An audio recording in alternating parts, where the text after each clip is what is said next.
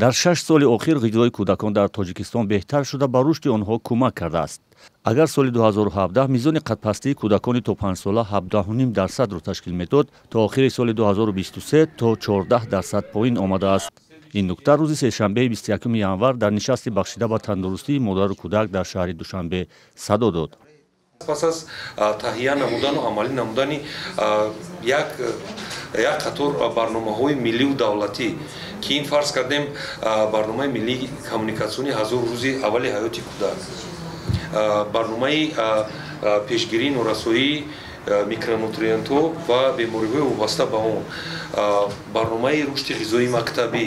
ин он барномаҳои миллие буданд ки ба коҳиш додани чунин оморҳо оварда расонид.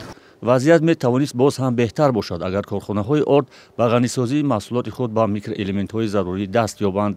хӯроки асосии сокинони Тоҷикистон хусусан кӯдакон нон аст, вале то ҳол ягон корхонаи кишвар ба истеҳсоли орди ғанигашта даст наёфтааст.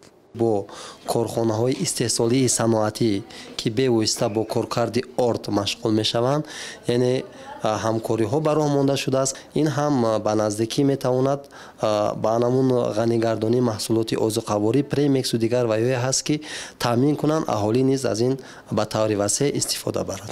баҳси хӯроки солим ва таъсири он ба тандурустии модару кӯдак дар ҳоле баргузор шуд ки соли 2019 дар Тоҷикистон қонуни таъмини аҳолӣ бо хӯроквории ғанӣ қабул гардида буд.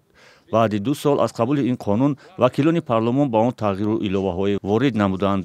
аз ҷумла ширкату корхонаҳо вазифадор шуданд ки ба Тоҷикистон маҳсулоти сервитамин ворид кунанд.